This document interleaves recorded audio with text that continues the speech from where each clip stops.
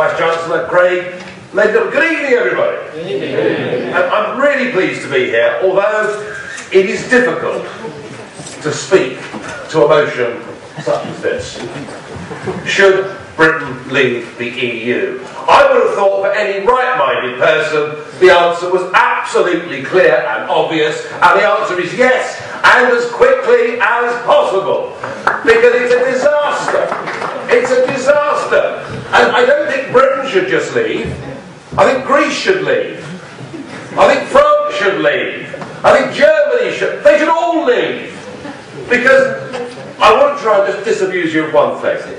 If any of you come on tonight and expected to hear me give an anti-European rant, then you're in for a very major disappointment. I'm married to a German. I worked in the city for 2 French companies.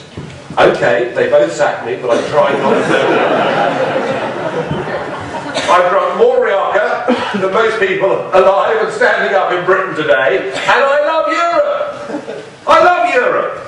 It is the most incredible, fantastic continent on earth. You drive 100 miles across Europe, you find different people, different languages, different cheese, different wine. It is the most incredible, diverse cultural place. You know, drive 1,000 miles across the Midwest of America, cross Australia, and you find a monoculture. Europe has got something that is really wonderful and really special.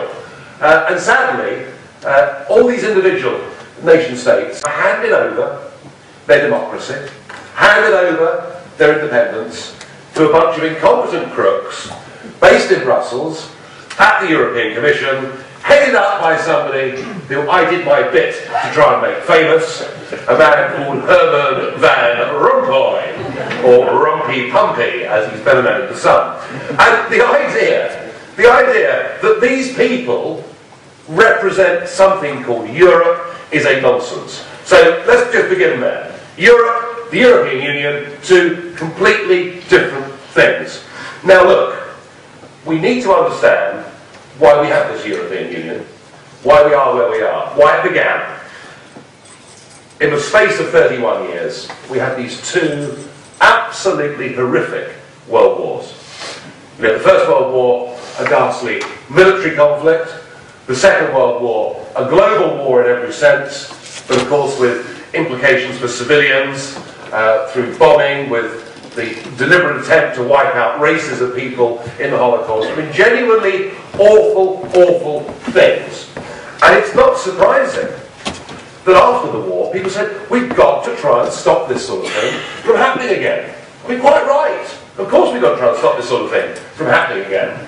But their analysis was that the existence of nation-states had led to war, and therefore, the answer was very simple. We abolish nation-state, and there'll be no more war ever after. Well, it's a lovely idea. It's, in fact, a very similar idea to communism. Because communism was a great idea on paper, wasn't it? I mean, Karl Marx's idea that we make the world a better and fairer place, who could possibly argue against that? Perhaps there are 1 or 2 Marxists in the audience, I don't know. We'll find out during Q&A. Well, we'll find out during Q&A. But I mean, the trouble with Marxism was, as it was applied in Soviet Russia, that those people that got rid of the Tsar, those people that took part in the revolution, none of them thought when they were doing it, they would usher in a regime that would ultimately kill 40 million of its own people and leave Russia even more divided and even poorer than it was before. So the road to hell is often paved with good intentions. And I think they got this wrong because actually, if you have democracies in Europe, mature democracies in Europe, they don't go to war with each other. You know, had the Weimar Republic held as a democracy, we would not have had World War II. Of that I'm convinced. So what we should have been doing, post-1945, is to make sure that democracy, cooperation and trade flourish. It's very interesting. When countries trade together and do lots of business together, they don't tend to fight each other. But no, we decided that we've got to form a new state, a United States of Europe, and that of course is why there's a flag and an anthem and they're building a European army and police force, they're building a state. They seem to have completely blinded themselves to the fact that we tried this once before in Europe, just 25 years earlier. Because after the Treaty of Versailles, when we sort of decided what we were going to make the Germans do and pay for, the problem of the Balkans really exercised Woodrow Wilson, Lloyd George, Clemenceau, and they thought that we really can't have all these ridiculous little Balkan countries, all these Serbs and Croats and Herzegovinans and Bosnians, all these different states in the Balkans. They're forever having punch-ups, going around shooting archdukes, causing a vast amount of trouble. They said, we know what we'll do. We'll make it one country. We'll give them one flag. We'll give them one anthem, one leader, one police force, one army. We'll call it Yugoslavia, and by getting rid of all those individual nationalities, we'll guarantee peace. Well, within your lifetimes, we have seen the worst atrocities being committed in Europe as people have fought and done dreadful things to get back the independence and self-government and national self-determination of their own nations. And this really, folks, is my point. That's the biggest point I want to make to you tonight. You cannot have a federal, central, United States of Europe without the consent of the people. And that consent has never been given. Your parents, or perhaps grandparents, had a referendum on this way back in 1975, which to most of you seems like ancient history, I know. And even I wasn't old enough, believe me, to vote in that referendum. But I remember my mum and dad both voted for us being staying part, in fact, of a common market. So the idea was we could trade with our European neighbours without having heavy tariff burdens. The idea was that because our trade would grow, cooperation and friendship would grow. I mean, it seemed on the face of it a sensible thing to vote for. Nobody in this country voted for a political union that now makes 75% of our laws. And indeed, this problem is manifest across the whole of Europe. Think of the euro, if you can bear to look at the continuing agony, the slow-motion car crash that the euro represents. Only 2 countries in Europe had a referendum on joining the euro. Sweden and Denmark. And guess what they both said? They both said no. The French, in 2005, had a referendum on the European Constitution. And I just so wished I'd tried harder at French at school. Well, there I was at the final no rally, addressing 7,000 French people in this room. But when I said "dites le non," they all sort of cheered and clapped. I just kept on saying it, and that was my contribution. But the French said no in a referendum to a European constitution. 3 days later, the Dutch, by a massive majority, said no to the European constitution. And what do? These people that now attempt to run this continent. What they did was they rebranded it as the Lisbon Treaty and boasted that because it was now called a treaty and not a constitution, it would not need to be put to referendums. Isn't that wonderful? And I led a series of protests in the European Parliament about this. I think at one point they were fining me more than my salary was actually, but never mind. That's never worried me too much. But one country had to have a referendum on it, even though it was a treaty, and that country was Ireland.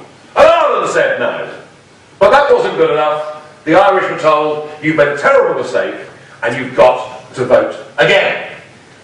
And indeed, in the second Irish referendum, they used huge amounts of taxpayers' money in a completely lopsided, one-sided referendum to get the result they deserved.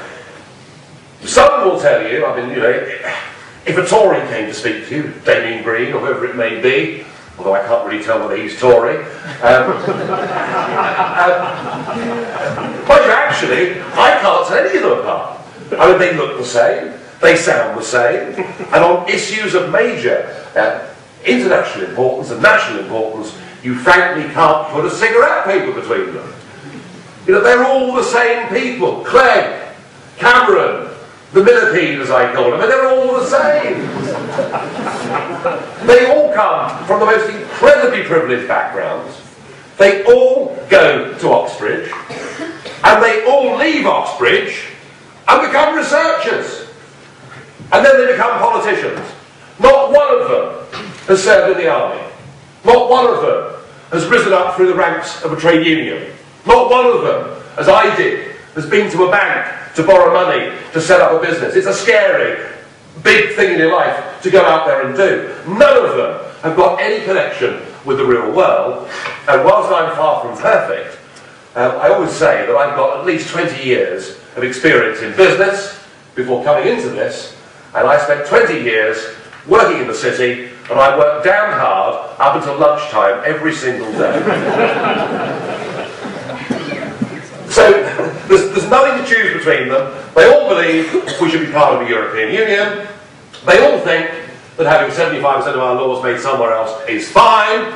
They all think that a membership fee of £51 million a day to a club whose accounts have not been signed by the auditors for 17 years in a row is fine and dandy. And they all think that because of EU targets, we must despoil our entire nation and our seascape with windmills that are ugly, useless, and actually increase overall the amount of CO2 emissions. You know, we have a career political class. So if you challenge them on these democratic problems, on these questions of consent that I'm discussing with you tonight, they will all say, well, of course, we've got to reform the European Union. There is a deficit. There is a democratic deficit in the European Union, and we're going to amend it and bend it and shape it and make it better. We're not. This EU isn't undemocratic, it's anti-democratic. They actually hate democracy. Monet, who was the father of this, was the super bureaucrat. And he was of the view, as so many of the new aristocracy, remember what the French did? They guillotined all the aristocracy and then replaced them with a new aristocracy, and those same families, who all go to the same university, are still running France. And they have a view that the ordinary peasantry really aren't fit to decide their own future, because these people know best. And what Monet hated was the idea that a government could steer a ship in that direction for a period of 4 or 5 years, and then another government could come in and change tack. Well, this was no good to someone like Monet, because he had big ideas, 5 and 10 and indeed 50-year plans for what should happen. So the whole thing was set up from the start with the people who've got the real power being the unelected European Commission. So when you hear about European laws, just remember this, that the people with the sole right to propose that legislation and the people with the sole right to repeal that legislation are the unelected bureaucrats in the European Commission. All that we in the Parliament can do is change the grammar ever so slightly, or perhaps delay things. In a sense, the European Parliament is rather like the House of Lords is in this country. You know, it's a check and balance, but it's no more than that. So from the start, it was set up in a fundamentally anti-democratic way. But you only need to see what's happened in the last few months in Greece and Italy to understand the type of people we're dealing with. Now, Greece is in one hell of a mess. I actually view myself as being one of the few friends the Greeks have got in the European Parliament. Because everybody is saying they must stay in the euro. And in order for Greece to stay in the euro, what we've been doing is taking a country that cannot even service the interest on its debts and lending it more money. It's rather like having a friend who's a heroin addict, isn't it? And saying, look, here's the cure, old son, here's some more heroin. It doesn't cure anything. It actually makes the patient worse. So Greece is trapped in this horrible, horrible situation. And bear in mind that for your generation, you know, post-university, Jobs are tough out there. There's a 21% youth unemployment rate in this country. But think of it in Greece and Spain, where it's now over 50%.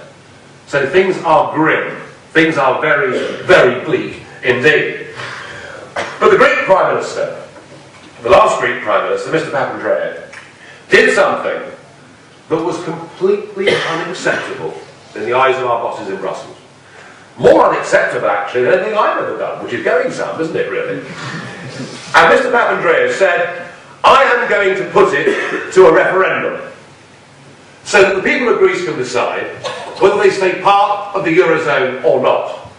And the bully boys in Brussels had him removed. An elected Prime Minister of the country that invented democracy in the first place, the Prime Minister was removed and replaced by a puppet. By somebody, this Papandreou's character, who had been the Deputy Governor of the European Central Bank, and they now have a puppet government. And Greece is now run by 3 foreign officials. An aeroplane comes in once a fortnight to Athens Airport, and out of it gets a representative of the European Central Bank, a representative of the European Commission, and a representative of the IMF, and they go and see the puppet Prime Minister and tell him what he can and can't do. The same thing happened in Italy. Now look, Mr. Berlusconi had, perhaps he was a bit past his sell-by date. He had been the Prime Minister of Italy for a very long time. He had been involved in a fair degree of scandal. I'm personally rather bitter about Berlusconi. I have to declare an interest in this, because he didn't invite me to his leaving party, and I think it would have been rather a good do. But what do you think of Berlusconi? I think really we'd come to the point in Italy where a general election was needed, because he was losing credibility, he was becoming a clown. But oh no, my little mate Rumpy Pumpy was in Florence and stood up in Florence and said that not only must Mr. Berlusconi go, but now is not the time for elections, now is the time for action. And so they chose the new Greek Prime Minister, a man called Mario Monti, who indeed I crossed swords with on numerous occasions, a guy that was a European Commissioner for 10 years, a guy that was one of the architects of this disaster that is the Euro. And Monti is appointed to be the Prime Minister of Italy, and Mr. Monti chose his cabinet. Now, as the Vice-Chancellor said, we've had a little mini reshuffle going on in today's cabinet, but almost everybody in our cabinet, with the odd exception, you might get a retired naval commander, you might get a former successful businessman in the House of Lords, who might join a British cabinet. But 90% of them will always be elected politicians. Mr. Monti's cabinet, that now governs Italy, does not contain within it one single elected politician. So democracy, by these anti-democrats, has been stripped out in Italy and in Greece. So coming back to my point about consent, why does democracy work? I'll tell you why it works. I remember in the late 1970s when my father, who was a reasonably successful businessman, was paying an income tax rate on most of his income of 83%. 83% income tax 30 years ago. I mean, it was such a massive disincentive that what used to happen was huge numbers of your age group would leave university and just flee the country. And they did it in the 70s in huge numbers. Why bother to get up at 5 o'clock in the morning and go to London if you're paying 83% tax? We also had the imposition in those days of exchange controls. Now, I know that when you lot head off to Ibiza, you carry your wad of cash with you, or you've got your credit cards. But in 1979, the maximum amount of money you could take out of the country on holiday was 50 quid. Now, my father thought the government was dreadful. He was absolutely root and branch opposed to that government. But what he willed to do in a democracy is he willed to try and change the government. by supporting a different political party, by giving it money, by putting posters on the windows, by going out knocking on doors, by doing all the things that show engagement with the democratic process. And in '79, Labour went and Mrs Thatcher came in. Now, my Marxist friend and I may disagree on whether Thatcher was a good thing or a bad thing. I personally think she gave this country back a bit of pride that we'd lost, but I fully accept that if we were in Leeds at the moment, we find old mining communities that still resented her bitterly. But the point is, whether she was good or bad isn't the point I'm making.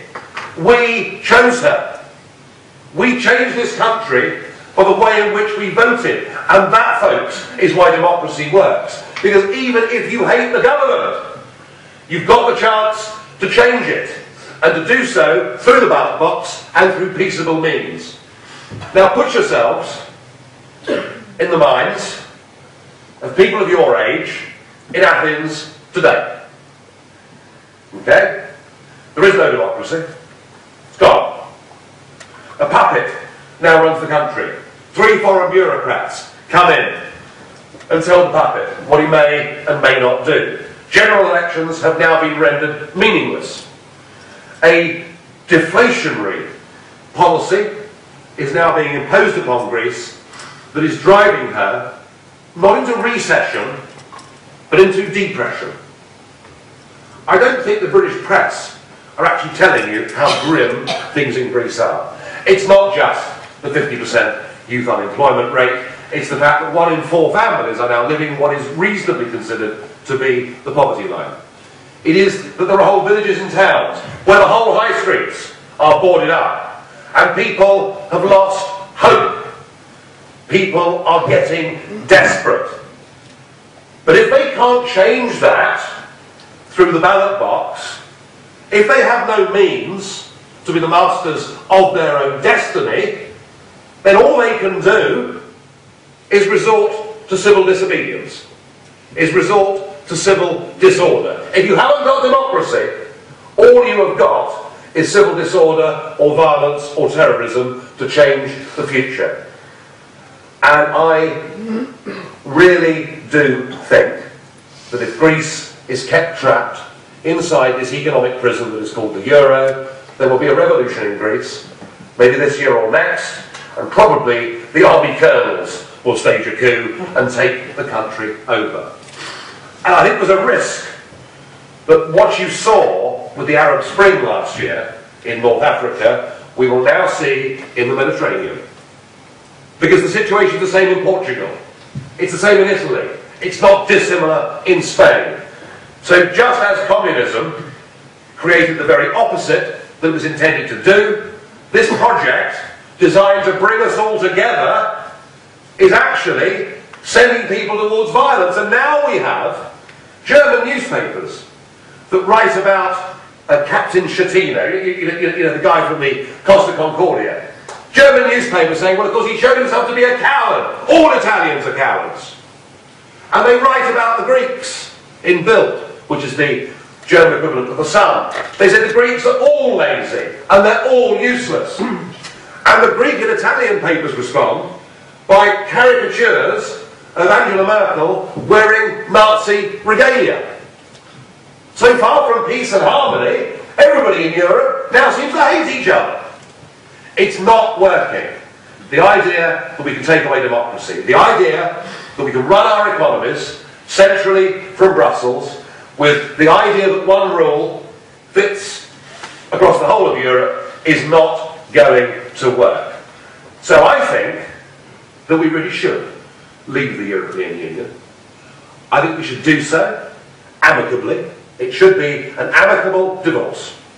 And we divorce ourselves from the EU. We say we no longer want to be part of your political union, but we do want to have a free trade deal with you.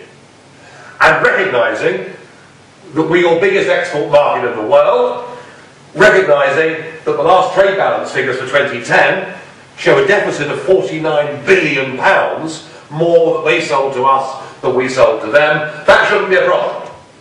And of course, Norway and Switzerland and even Mexico have those free trade deals without membership of the union. So we're saying to our our EU partners at the moment. We want a different relationship based on trade. We will cooperate with you. We are very happy to operate student exchanges. We are very happy to take Polish labour, provided we know how many people are actually coming and what they're coming to do. We are very happy to sit round the table with you and talk about issues like North Sea pollution that no one country on its own can deal with. We want to have a good cooperation with you. We want to be good neighbours with you. Mind you, with the French, that'll be tricky from time to time, but never mind. You know, that's the spirit of cooperation that we must do this with. And I'll tell you what's really interesting, is that when we do that, we'll be followed in short order by Finland, Sweden, Denmark, the Netherlands, and possibly ultimately even by Germany and maybe France itself. We will give the example to the rest of Europe that says we must break up this monstrosity. And by doing it, I think Europe will be a safer place. I think we will be a richer country, because not only will we have a trade deal with the EU, but we'll be able to negotiate our own deals with the rest of the world. We're currently forbidden from doing that. And I've often thought the Commonwealth would be a damn good place to start. They speak English, they have common law, we have a shared history. In many cases, we are kith and kin with these people. Politically, given that there are now 60% of 18 to 30-year-olds that don't vote at all, suddenly general elections will matter again. And we'll start having the kinds of debate that we had with Michael Foot on one side and Margaret Thatcher on the other. But I personally believe that the biggest benefit for us will be that we'll get back some of our own self-respect and pride. It is pitiful to see British ministers, heads of county councils, lobby groups, even up to the Prime Minister in Strasbourg the other day, going across on Eurostar, holding out a bowl and saying, please sir, can we have some of our own money back? Please don't put this new law into place. It'll close down the City of London. I mean, is this what we've sunk to? That we have to go and beg at the altar of Barroso and Van Rompuy? I think it's absolutely shaming. And I think by getting out of this union, by getting back control of our destiny, by getting our country back in every sense, there will be a new national awakening, and that, I think, would be a very, very good thing. Folks, I've been making these arguments for nigh on 20 years. When I first started making them, my family, my colleagues at work, everyone I knew thought I was literally off my chump. You know, chap's been smoking something funny. You know, he's a complete goner. No way back for him. Because nobody really thought that this European thing posed a threat. Well, it's rather like the old Bob Monkhouse story. Bob Monkhouse said, when I was growing up, I told my family that I wanted to be a comedian, and they laughed at me. Well, they're not laughing now, are they? And it's rather like that with Euroscepticism. This is now popular, this is now in vogue, not just in Britain, but right across the continent. And a mate of mine very nearly won the Finnish general election last year on a Eurosceptic ticket. But a word of warning, we need to do this quickly. Because if we don't, in this country, get a referendum and give a lead to the rest of Europe, if it doesn't happen quickly, then my fear is that the Eurosceptic voice across Europe will not manifest itself through people like me, that are essentially libertarians and want less government and are Democrats. We risk, along with that violence that I talked about, we risk the rise of extreme nationalisms across Europe. We really, really do. And in Austria today, the Freedom Party, who are Heide's old lot, who remain completely unapologetic about the events of the 39-45 war, have now just hit 30% in the polls and are the biggest party in Austria. So I want a swift democratic solution to this. I want us to live in harmony with our European neighbours. If we do that, we'll stop extremism, we'll stop the potential violence, we'll restore democracy, and we'll feel better in ourselves for having said no to Clegg, Miliband and Cameron, and having got our own country back. Thank you very much.